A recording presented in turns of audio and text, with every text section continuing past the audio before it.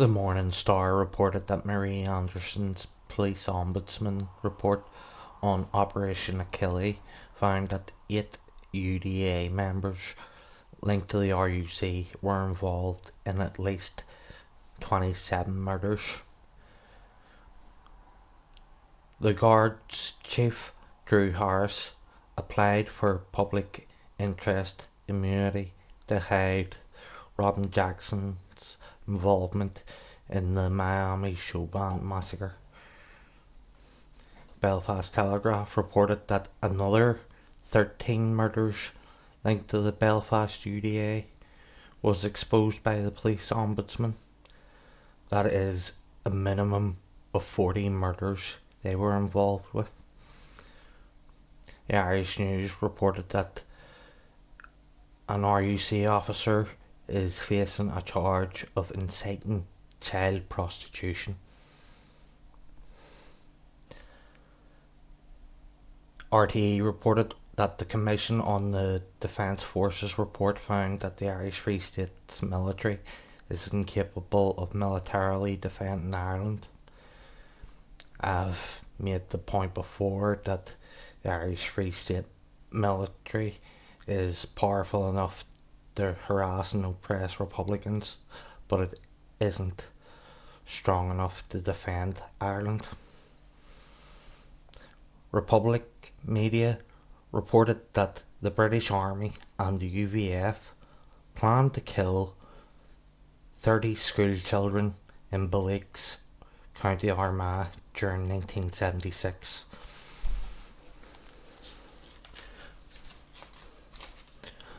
RTE reported that Glasnevin scrapped the memorial wall commemorating Tans after it was vandalised, and in my opinion, rightly so, and I'm glad it's gone. It should never have went up in the first place. BBC's The View reported that the DUP collapsed Stormont over the protocol. That says it all. It shows where the DUP's priorities are. They didn't collapse it over abortion. And it also shows where professional Sinn Féin's priorities lie, as language legislation has not went through yet, and that was the condition of them restoring Stormont the last time it collapsed. Breaking Points, Rolling Stone and Variety reported that Hipgnosis, Blackstone and Amazon Music were behind the smear campaign against Joe Rogan.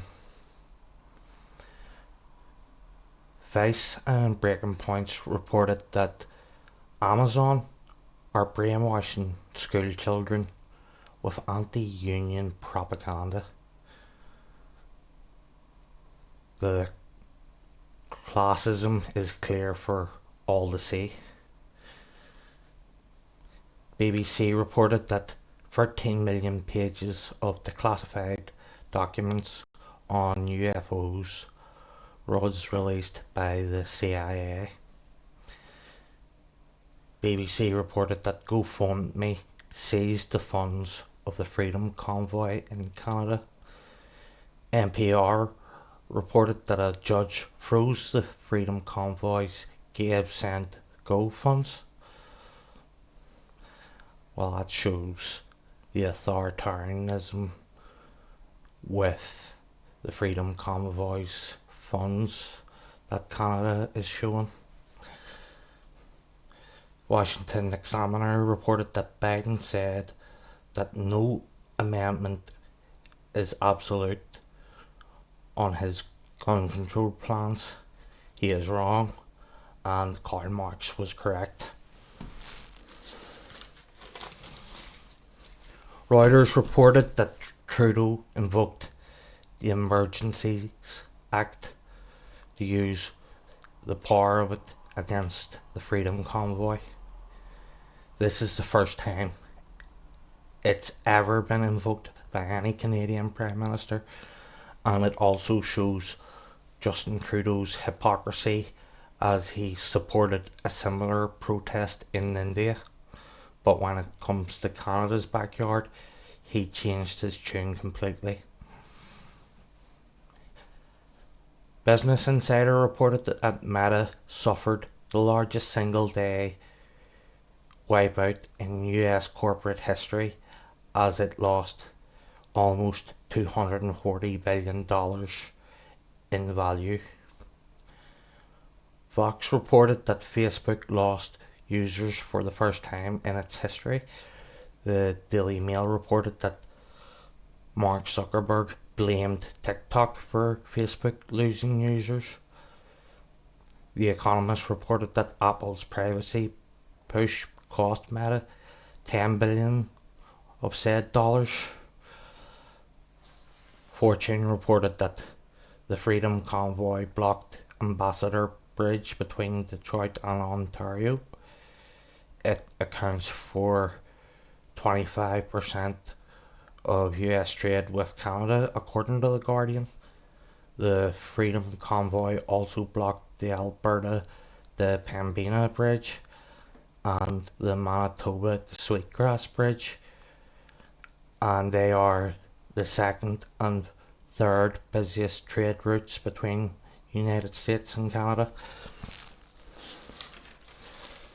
Business Insider reported that Amazon burns through workers so quickly that executives are worried that they'll run out of people to employ. Business Insider reported that over 1,000 residents in Rotterdam plan to throw rotten eggs at Jeff Bezos' super yacht, and this is an understandable response to Bezos wanting to take down the historical bridge so his yacht can get through. Daily Mail reported that Hillary Clinton's campaign lawyer will be charged as he paid a tech firm to hack the Trump White House and Trump Tower to find a Russian connection. Someone is finally being held to account for the Russiagate conspiracy theory. It is also understood that he's being charged with lying to the FBI about being connected to the Clinton campaign. He told the FBI he wasn't, when in fact he was. John Pilger reported that Russian troops are in the Russian Federation. British troops are on Russia's border. United States missiles surround Russia, and that the Kiev regime is infested with National Socialists. All you have to do is Google search Azov Battalion and you can see for yourself.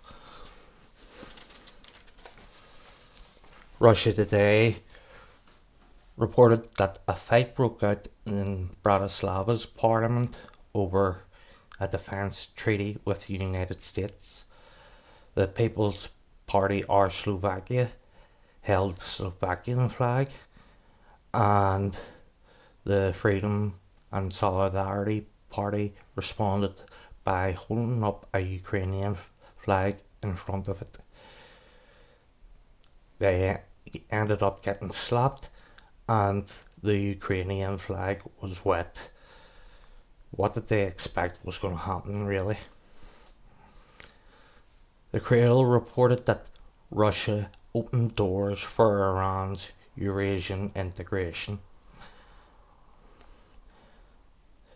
The 26 counties have 94.6% of the population vaccinated. That is according to the European Centre for Disease Control.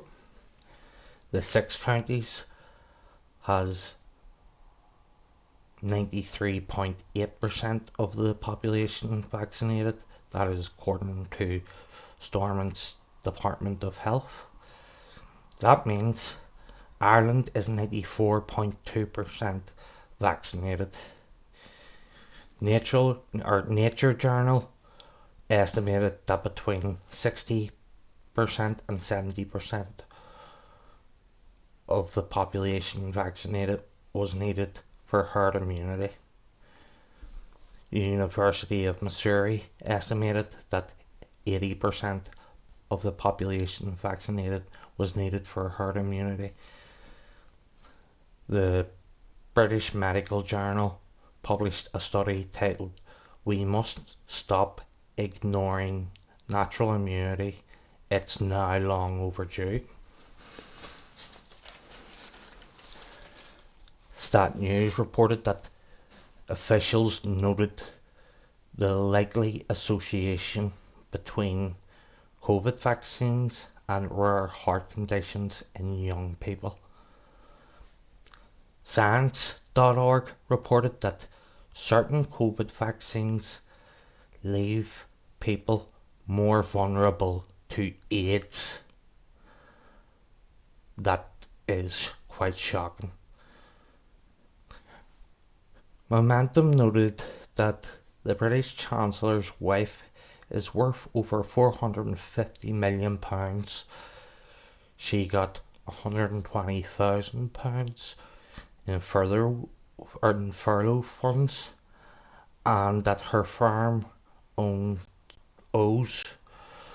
£650,000 in taxes being married to the Chancellor pays. BBC reported that the cost of living in Britain is at its highest for 30 years. Great job, Rishi. The Economist reported that religious belief seems to draw the sting of poverty.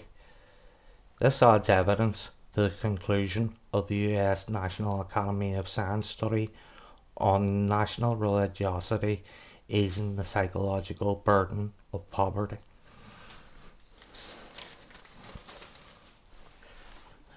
The Daily Mail reported that Prince Andrew reached a settlement of £7.5 million with Virginia Giuffre, and you can guess who's going to pay that bill for the royals. The taxpayer, of course, the workers. The Eurasian Times reported that China tested an engine that can power Mach 5 aircraft. Reuters reported that China did an $8 billion deal with Argentina on nuclear power. China Environment News reported that China produces 35% of the world's solar power compared to the United States at 10%. The Economist reported that China has become the world's most dominant economy. Bloomberg reported that the EU has a €20 billion plan to take China on in Africa. Good luck with that. The BBC reported that a UN report states that the Democratic People's Republic of Korea funded its missile program with cryptocurrency. BBC reported that 4-day work weeks make workers more productive. NBC reported that the earliest evidence of modern humans in Europe was discovered in France. Ocean FM reported that Donegal councillor Micheál Holm McKillop said that Mary Lou McDonald's message of congratulations to Elizabeth Saxe-Coburg Gotha-Battenberg was offensive, and he called on provisional Sinn Féin representatives to outline if they support the move or not.